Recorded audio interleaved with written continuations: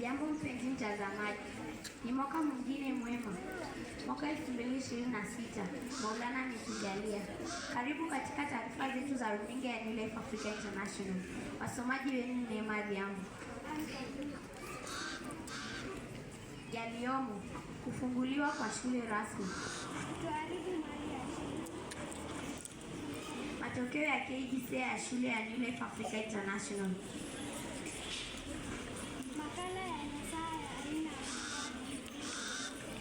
usibonyeze kidude, andamana nasi hadi tamati. Habari kamili. Shule zilifunguliwa rasmi kwa muhula wa kwanza wa mwaka wa masomo mwaka 2026 kama ilivyopangwa. Kwa habari zaidi, tuungane na ripota wetu. Shule zilifunguliwa rasmi kwa muhula wa kwanza wa mwaka wa masomo mwaka 2026 kama ilivyopangwa. Katika shule ya msingi ya Julai, wanafunzi walirejea shuleni tarehe 6 Januari mwaka 2026. Wanafunzi wote walionekana kuwa na furaha na shauku kubwa, hasa wanafunzi wa gredi ya 9 ambao ni watahiniwa watarajiwa kwa mwaka huu wa mwaka 2026. Hali ya hamasa na ari ya kujifunza ilitawala siku ya kwanza ya muhula. Wanafunzi wote wanahimizwa kutilia mkazo masomo yao, kudumisha nidhamu na kujituma, hususan watahiniwa wa gredi ya 6 na wa 9 ili kufanikisha matokeo bora mwaka huu.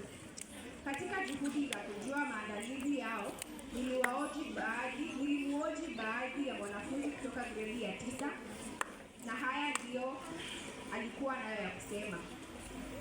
Tafadhali naomba uweze kueleza watazamaji na wasikilizaji majina yako mawili. Majina yangu ni Lake Uma kutoka gredi ya 9.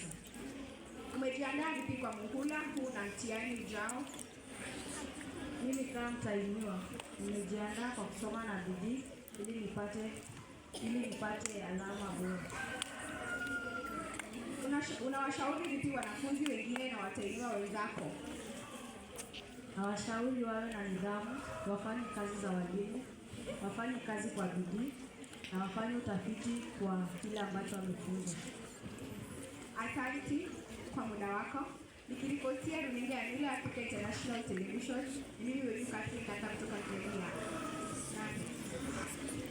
Marufuku wanafunzi wanaanza kuharibu mali ya shule. Habari zaidi kulingana na ripoti yetu.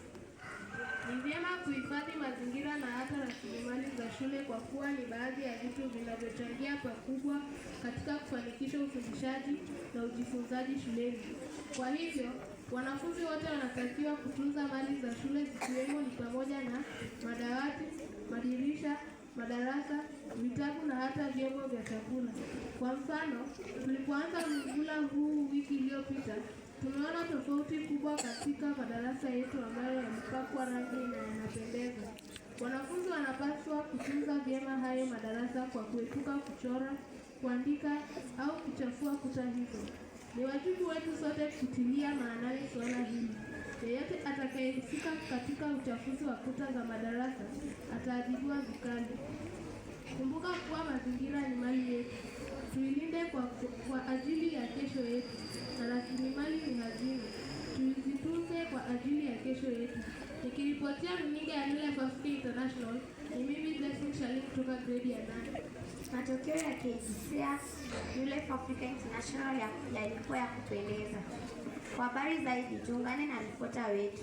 Katika mtihani wa kitaifa wa gredi ya 9 almaarufu KJSEA uliofanyika mwaka uliopita kuanzia tarehe 27 mwezi wa Oktoba hadi tarehe 3 mwezi wa Novemba, shule ya New Life haikuachwa nyuma katika matokeo yaliyotokea mwaka huo tarehe 20 Disemba. Mwanafunzi bora ni Esther Jambi aliyepata alama 60 kati ya 72. Yafuatayo ni matokeo ya wastani ya masomo ya mtihani huo. Somo la dini 5.81, somo la sayansi 5.26, somo la jamii social studies 5.09, somo la Kiswahili 5.00, somo la kilimo 4.88, somo la Kiingereza 4.84, somo la creative arts 4.63, somo la pre-technical 3.93, somo la hisabati 3.12. Idadi ya wanafunzi waliozidi matarajio, yaani exceeding expectation, na masomo yaliyofanikiwa kiwango cha kuzidisha matarajio ni kama ifuatavyo. Katika somo la dini, wanafunzi 19, exceeding expectation. Somo la sayansi, integrated science, wanafunzi 8, exceeding expectation. Somo la jamii, social science, social studies, wanafunzi 7, exceeding expectation. Somo la Kiswahili, wanafunzi 6, exceeding expectation. Somo la hisabati, mwanafunzi 1, exceeding expectation. Somo la Kiingereza, wanafunzi 5, exceeding expectation.